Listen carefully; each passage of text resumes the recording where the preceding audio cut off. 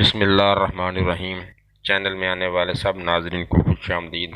سب ناظرین سے درخواست ہے کہ آپ ہمارے چینل کو سبسکرائب لازمی کر دیں۔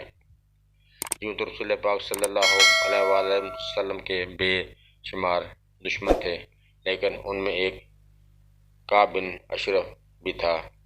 کعب بن اشرف یہودی تھا اور یہ نبی کریم صلی اللہ علیہ وآلہ وسلم کی ذات سے بے انتہا دشمنی اور عداوت رکھتا تھا۔ اس ملعون آدمی نے رسول پاک صلی اللہ علیہ وسلم کو ہر تکلیف دی جو اس کے بس میں تھی۔ صحیح مسلم میں حضرت عمر رضی اللہ عنہ سے روایت ہے، وہ کہتے ہیں کہ میں نے جابر بن عبداللہ رضی اللہ عنہ سے سنا، وہ فرماتے تھے کہ حضور پاک صلی اللہ علیہ وآلہ وسلم نے کعب بن اشرف کی شرارتوں سے تنگ آ کر فرمایا، کعب بن اشرف کو کون ٹھکانے لگائے گا، کیونکہ اس نے اللہ اور اس کے رسول کو بہت زیادہ تکلیف دی ہے۔ محبوب رب ذوالجلال کی آرزو دیکھ کر محمد بن مسلمہ رضی اللہ عنہ بولے، کیا آپ پسند فرمائیں گے کہ میں اسے قتل کر دوں؟ رسول پاک صلی اللہ علیہ وآلہ وسلم نے فرمایا ہاں۔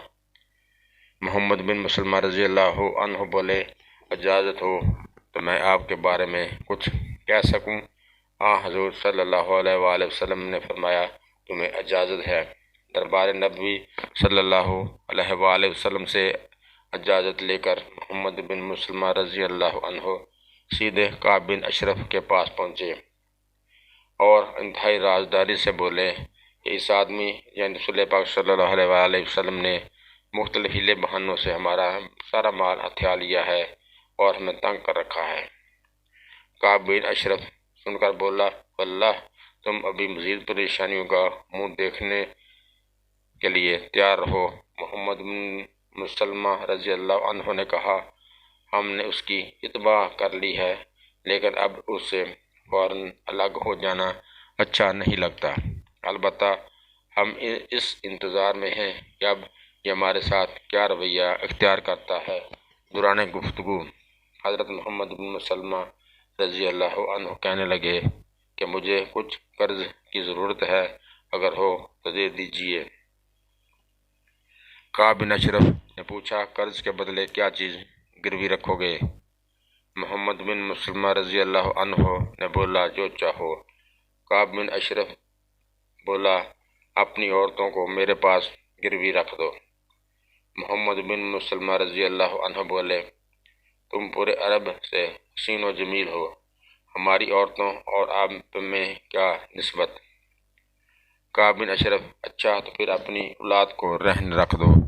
محمد بن مسلمہ رضی اللہ عنہ نے کہا، دیکھو کل کلا ہماری اولاد کو گالیاں دی جائیں گی کہ کھجور کے 2 وسق کے بدلے میں ان کو گروی رکھ دیا گیا تھا، اور لوگ ہمیں مطعون ٹھہرائیں گے۔ البتہ ہم اپنے ہتھیار گروی رکھنے کو تیار ہیں، بولو منظور ہے؟ کعب بن اشرف نے جواب دیا، مجھے منظور ہے۔ محمد بن مسلمہ رضی اللہ عنہ نے کہا، میں خود حارث ابی ابس بن جبر، عباد بن بشر اپنے ہتھیار لے کر حاضر ہوں گے۔ یہ وعدہ لیا اور واپس چلے آئے۔ چنانچہ یہ لوگ وعدے کے مطابق رات کے وقت جب آئے تو کعب بن اشرف کی بیوی کہنے لگی، مجھے ان سے خون کی بو آ رہی ہے۔ کعب بن اشرف نے جواب دیا، گھبرانے کی کوئی بات نہیں، ان میں ایک محمد بن مسلمہ اور دوسرا ان کا رضائی بھائی ہے اور تیسرا ابو نائلہ ہے۔ دیکھو ہم لوگ اہل کرم لوگ ہیں، اگر شرفا کو رات کے وقت بھی جنگ کے لیے بلایا جائے تو ہم اسے قبول کرتے ہیں۔ دوسری طرف محمد بن مسلمہ رضی اللہ عنہ نے اپنے ساتھیوں سے کہا، دیکھو جب کعب بن اشرف آ جائے تو میں اس کے سر کو قابو کرنے کی کوشش کروں گا، میرا اشارہ پاتے ہی تم اس سے قتل کر دینا۔ تھوڑی دیر نہ گزری تھی کہ کعب بن اشرف ایک چادر اوڑھے ہوئے آ گیا۔ محمد بن مسلمہ رضی اللہ عنہ اور اس کے ساتھی کہنے لگے، کیا بات ہے، آج تمہارے سر سے بہترین خوشبو آ رہی ہے۔ کعب بن اشرف بولا، ہاں ٹھیک ہے، میرے نکاح میں فلاں عورت ہے جو اہل عرب میں بہترین خوشبو پسند کرتی ہے۔ محمد بن مسلمہ رضی اللہ عنہ کہنے لگے کیا میں خوشبو سونگھ سکتا ہوں؟ کعب بن اشرف بولا کیوں نہیں؟ چنانچہ محمد بن مسلمہ رضی اللہ عنہ اور ان کے ساتھیوں نے یکے بعد دیگرے اس کے سر سے خوشبو سونگھی۔ محمد بن مسلمہ رضی اللہ عنہ کہنے لگے اگر اجازت ہو تو ایک مرتبہ اور خوشبو سونگھ لوں۔ کعب بن اشرف نے اجازت دے دی۔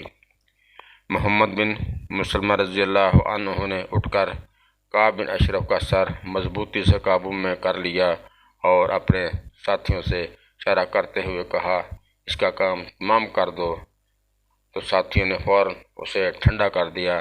یہ تھا ایک گستاخ رسول صلی اللہ علیہ وآلہ وسلم کا انجام، جس کو رسول پاک صلی اللہ علیہ وسلم کے جانثاروں نے اس کے انجام تک پہنچایا اور اسے واصل جہنم کیا۔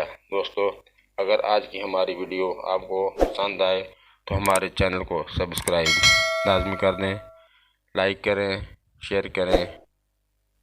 اس کے ساتھ اجازت دیجیے، خدا حافظ۔